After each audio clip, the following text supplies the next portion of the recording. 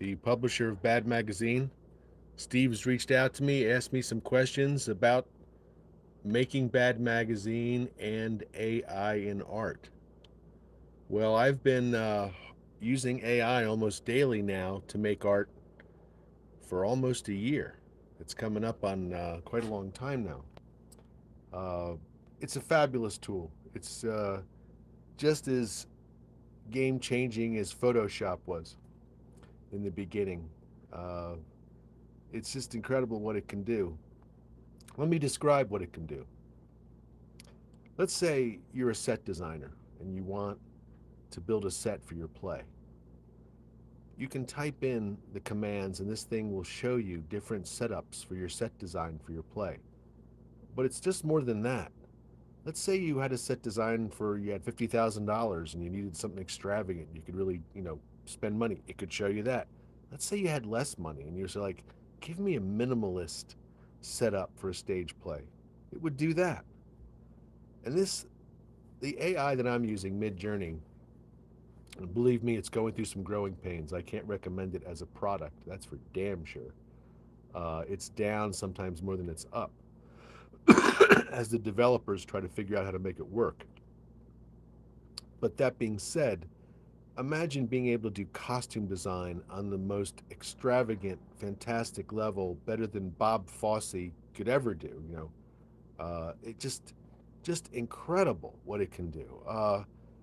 Let's say you needed 20 thumbnails for a guy jumping off a cliff for your movie storyboard. Like, give me a guy jumping off a cliff in a tropical island storyboard style or whatever you want to write it.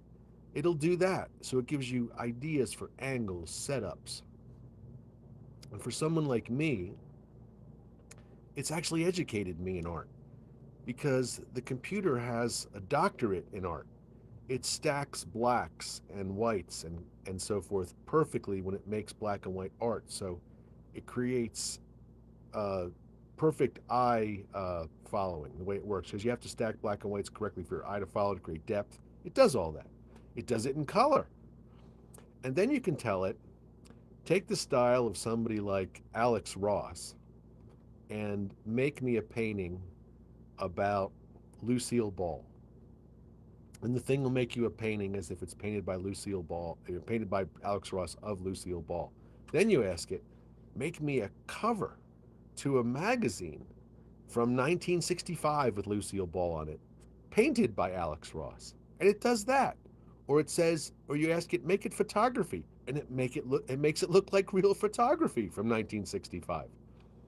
So the possibilities for book covers, previs design, jewelry making, logo designing, you name it, this thing does it at an extremely amazing level, especially objects like cars and spaceships and futuristic motorbikes and stuff.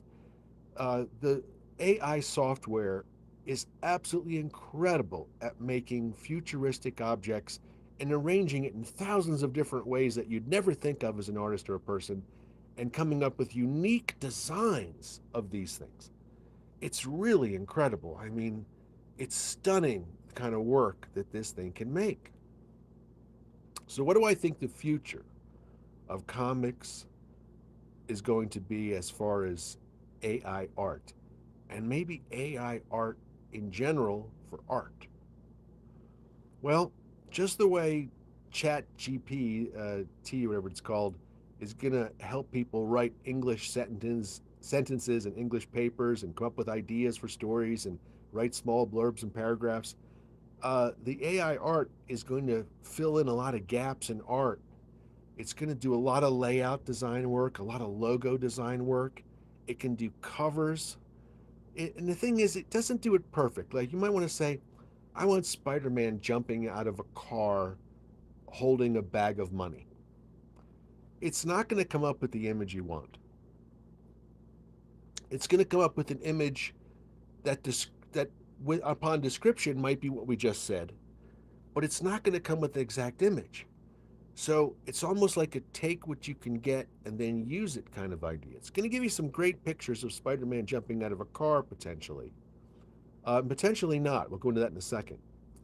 but it's not going to give you the exact picture you want. So if you want exact stuff, I don't think the artificial intelligence can do it on a level that we're thinking about with integrated figures and objects and so forth, but it's very close. Single person, like lay a person on a bed smiling, Marilyn Monroe from 1945, bam, it does it in a second. It's incredible. It really is what it can do. But I had some other point there about it. The future in art. Yeah, so it's going to be everywhere. It's going to be used everywhere. It's going to be part of it.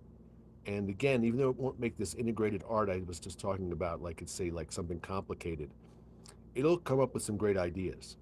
Like say, give me a cover, with a spaceship and stuff crashing and explosions, and it'll come up with a bunch of ideas and color schemes and ways to lay it out that might inspire you, and it inspires me to go ahead and make my own art based on that art. And that's what I mean a lot of times by the AI teaching me. It's teaching me how to do color better, teaching me how to do black and white better, and it comes up with incredible ideas that I basically either draw over or redraw or fix or paint upon or repaint, whatever you want to call it, because a lot of times it doesn't come out perfect. The faces come out weird, the fingers come out weird, they've got 3 legs, 3 arms. So the AI doesn't make perfect pictures. In fact, it makes a lot of mistakes in the pictures, and you have to be you're willing to take the time, and you have to have the skill to go in and fix all this stuff. So you don't get perfect images, not in the way you'd think. Now you might say, "Give me a bouquet of flowers." Boom, bouquet of flowers. That's fine. It'll do that. But I'm talking about something complicated. I want to cover with Superman flying over a building, carrying Lois Lane. It's going to give you something like that, but not exactly what you want. But it also might give you something better than you expect. I've noticed how many cool ideas the artificial intelligence comes up with, how surprising, how intuitive and smart it is, and other times how dumb it is. It's only going to give you back what you put in. And it's taken me a long time to become good at writing the prompts that create the art that I want. And one thing that I really use this for is I use it for ideas for setups for covers and things like that, setups for designs for ideas. And I personally use it to help create backgrounds and things like that for my art. And what I do is I draw into that art or draw on top of it like an animator, and I'll put figures and objects into those drawings. And it saves me just tons of time, tons of time. I can say, make me a background of the White House with an alien spaceship landing on that lawn. And then I can draw a figure right on top of that picture, and it looks all integrated and perfect. Now, none of this is easy, okay? It takes time. I've had to work on pictures for days and days and days and days and days, sometimes weeks. One time I wanted this picture of Mike Tyson as a doll boxing, not as a human being, but as what is like a blow up doll, it's inflatable. I must have tried 1,000 different ways to get that image to be created by the software, and it would not do it. It just wouldn't do it. Then finally, like the bottom of the ninth, I saw some guy make another image of this, because that's how you learn, by watching others. And I said, okay, let me try that similar kind of prompt over here, and I got it.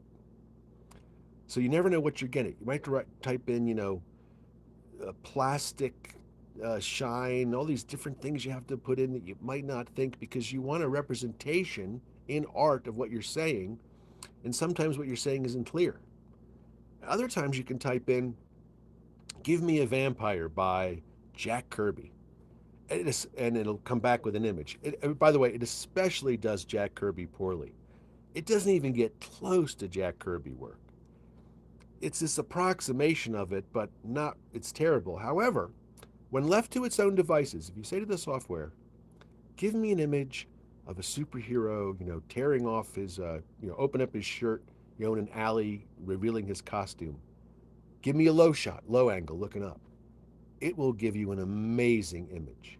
Amazing. It won't give it drawn by Jack Kirby or approximate that, but it might do it by someone else. But it comes back with amazing, amazing images. Now, so far I've seen it do people like Norman Rockwell. I've seen it do people like Alex Ross. In other words, it apes their style. It pretends to be them and does an approximation of their style. But other people, it can't approximate their style at all. And like I said, there's a lot of crazy artifacts in the art. Extra eyeballs, extra arms, extra noses. A lot of times you get six hands on the images. It's notorious for having six fingers on the hands. The software is notorious for doing that, for putting six digits on a hand. But it is getting better. In the last year, how it's progressed is absolutely phenomenal. It's amazing what it's done in 1 year, and where it's going to be several years from now. Just unbelievable. I want to tell you about a button in software, a button in Photoshop. It's inside the software. It says content aware. Let's say you have an image of a waterfall, but you only have this much of the image and you want more of it. You can say to the software, go ahead and interpolate this piece of the drawing and give me another drawing up here that fits into this drawing. And so it's called content aware. And the AI inside of Photoshop creates an image that integrates into the image you want and matches it. So let's say you have an image of like a photograph instead of a waterfall and you wanted much more detail so you could put this, let's say, in a bigger image in a magazine or a photo. The thing will make it 6 inches, 8 inches bigger and fill in all that information if it was a real photo right there. So Photoshop itself has integrated artificial intelligence, and they have launched their own artificial intelligence program like Midjourney. I signed up for it, but they won't let me in. So I can't get in to do it. But when they let me in, I'll do it because I'm a subscriber to Adobe, but they won't let me in yet. But when they do, I will. And so Adobe's in. Adobe's all in on artificial art. And so I wouldn't be surprised if they bought something like Midjourney coming up. In other words, they just bought the whole damn thing and owned it. So it's here to stay. It's part of Adobe systems. It's part of Adobe software, and it's wonderful. I mean, the uses it has for people like me to fix the edges of drawings or fill in stuff, it just does a great job. It doesn't always do a great job. I keep telling you that because there's a big caveat in this. It's like saying a car can drive 100 miles an hour and that you can drive that car 100 miles an hour. That might be true. You might be able to drive the car 100 miles an hour, but I don't know if you'd be good at it, if it would be if you'd be safe, if you would crash. You know what I mean? Like there's a lot of stuff involved. So when you're making AI art, it's not dangerous, but there's a lot of crashing. You may not get what you want. I've been trying to make this logo for my brother for like 2 months. He wants a lightning bolt in a bass clef image. I'm going to have to draw the damn thing and just create it myself because the software will not do it. I have given it images, I've given it blending images where you can blend two images together and make an image and all this different stuff the software does, but I'll be damned if it won't come up with a lightning bolt in a bass clef. It won't do it. Let's say you wanted an image of like a 1950s comic book cover. It'll come back with an approximation of that. And sometimes they're really good, and sometimes they're not. And again, you're never quite sure what you're going to get. For someone like me, producing a funny, humorous magazine, some of those mistakes can be very fun. I want to tell you why I use Midjourney to create the books and magazines that I've had. And I've created several thousand pages of published Midjourney AI art at this point. So I'm experienced enough to talk about it. That's for darn sure. What was I going to say about it? You got to let me think here for a second. It allows me personally, again, it's not going to give you that exact cover, that exact image you want, but it gets pretty darn close and allows me personally to do this. Make me an image of a guy eating like a plate of vegetables, but he's very unhappy about it. And it'll come up with like approximations of something like that. And after like working on it, giving it more commands and modifying those commands, I can usually get kind of like a funny image of a guy forced to eat vegetables. And I can say, you know what? I want you to paint that like it came from out of a 1950s advertising catalog because I like old time looking stuff, nostalgia. And it does that. It makes it look funny with the guy eating, vegetables in a crazy way. And it looks like it came out of a 1950s, 60s catalog. So I use it because it's like having the greatest resource in the world to make art. I can like make painted art, black and white art, vector art, logos, designs, buildings, spaceships, people, scenes, visions, imaginary things, chaos images, Salvador Dali, anything I want to imagine, I can make this thing make. And for someone like me who's writing funny cartoons and funny ideas, it's fantastic. I come up with like a 10-panel cartoon about race car driving. And then I'll have the Mid Journey thing make me those 10 images about race car driving. I will integrate them and fix them and do the things I said if they're not correct. They have, four hands on the steering wheel or some crazy stuff. Or the guy has, five eyeballs. I'll fix it. And then I'll be able to use it inside my book, Bad Magazine, which is like Mad Magazine. So I love it because it speeds everything up. I could never draw, 4,000 images like was published in issue number 3. I could never draw 4,000 images myself. It would take years to draw 4,000 images. But within that book, I was able to produce that book in about a month, and it's got 4,000 images in it, unique, beautiful images in it, and they're all great, full color, gorgeous. Uh, and it took me time to fix them, paint them, place them, do all that stuff. But essentially, the artificial intelligence created the art. And I'd still be working on that book now, if not for artificial intelligence. So it's speeded up my production exponentially and allowed me to call upon any artist from history or any style from history or any kind of thing I want and go, I want a guy, working at a typewriter who looks crazy. Now, this has especially been vexing for me because I haven't been able to get a very good typewriter. It doesn't make damn typewriters. I don't know why. I saw a guy do typewriters, but I've not been able to get it to make a typewriter yet. So my guys are always sitting in front of tables. So it hasn't worked, but I'm trying to get it to create like images like that. Anyway, over time, I've been successful at making images to create my books and my comics and stuff, and it works great and it's very pleasing. I want to tell you something else that it does. That's a neat idea. Let's say you want to make a coloring book, like dinosaurs. The thing can make you a dinosaur coloring book in about an hour. Give you all 60, 70, 120 images, whatever you needed, and there's your dinosaur coloring book, all created. The software does that perfectly, coloring book type stuff, and would do it perfectly for you and things like that. So it has real commercial uses that are real. Let's say you wanted a sci-fi cover to your book, spaceship landing on an alternate world.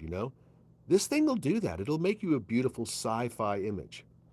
Now, one caveat about this software is it doesn't make high resolution images. So you have to have the ability to have software to take the lower res images and make them bigger, to make them available to print. But if you don't have that, you're in trouble because you're only going to be printing little tiny pictures.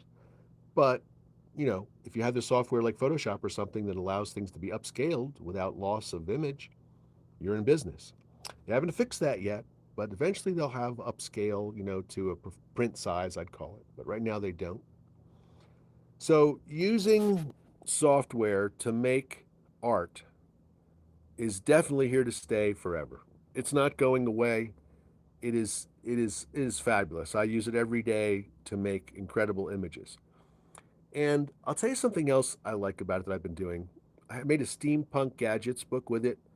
I have a couple books I've made about Day of the Dead and other things. Is I'm doing a book now that's a tribute to Vampira, who was the TV horror host back in the 1950s. And the thing has generated a couple hundred gorgeous images of Vampira that I could never make on my own or anywhere else. And also, what it does, it allows me to own those images. I could take them and license them out for people to make t shirts. I mean, these are literally the best images of Vampire I've ever seen, ever, from anyone. I didn't do it, the thing did it, okay? But they're literally the best images ever. They couldn't be better. And so it's allowed me to make this book, which I'm calling the Vampira Tribute Book, and it's full of fantastic images so I can write all about her. And this thing does the pictures. If I had to do the pictures myself, I'd be working on this book for 100 years. Because I've drawn books for years. I drew the Ed Wood book. That was like 5 years drawing that book. Not because it took 5 years, because I was slow and I was lazy and I had a lot of stuff going on. I was working like a dog and didn't have time. But, you know, Drawing stuff is great fun, super personal satisfaction. I'm going to continue to keep drawing because in my books, there's lots of my drawing. You always see it. And whether you know it's there or not, my art is always there because I'm touching everything. I'm fixing, recoloring, redrawing, repasting, photoshopping, altering images. The images are all altered and fixed because, like I said, for the most time, they have to be. Sometimes you get a perfect image of a flower pot and a guy, eating soup.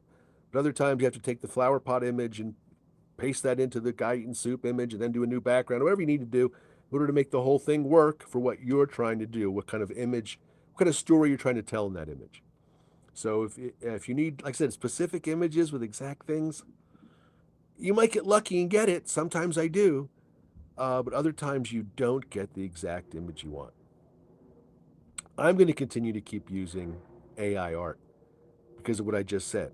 It allows me to create amazing books with amazing images that are really beautiful, that are pertinent.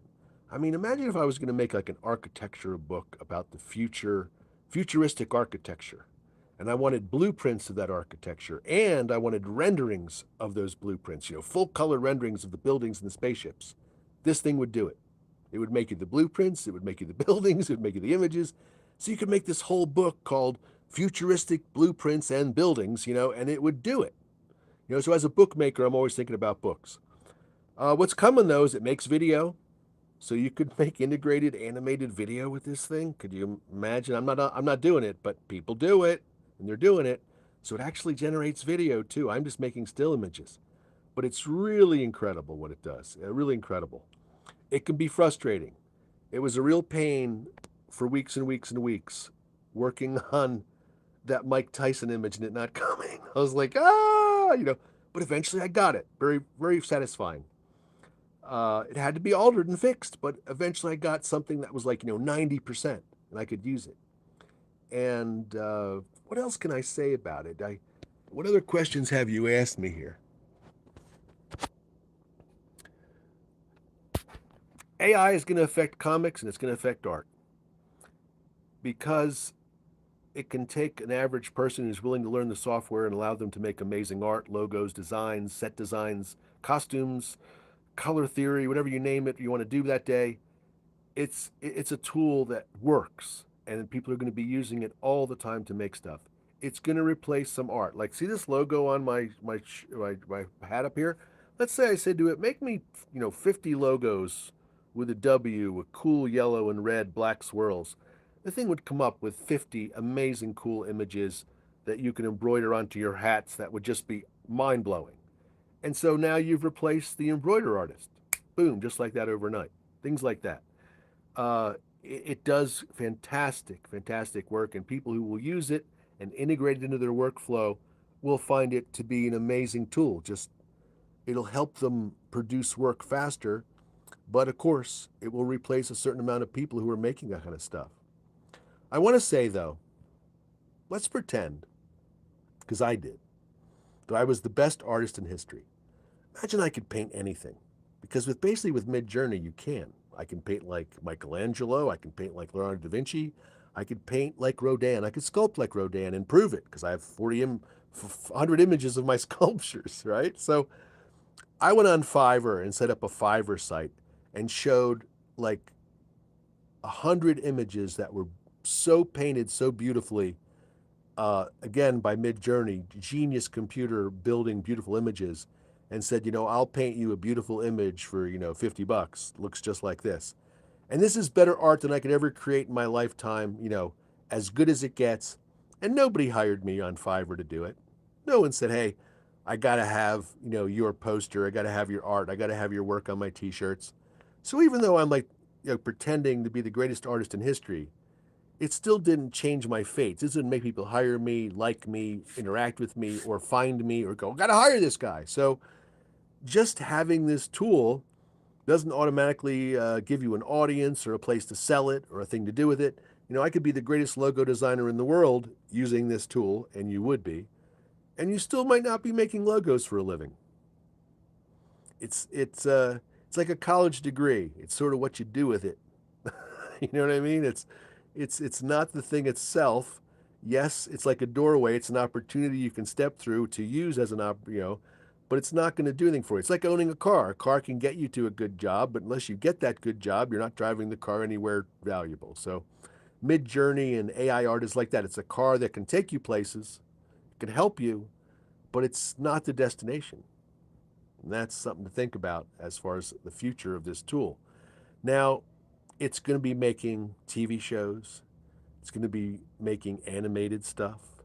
It's going to be prevising backgrounds. I mean, you could make a Bugs Bunny cartoon in an afternoon with this thing. It could do all the backgrounds. It could do all the setup of characters, turnarounds. You could have every animated cell ready to go in an afternoon. Could you imagine with something like this? So the possibilities and where it's going to go as far as art and the art business and everything, it's unlimited.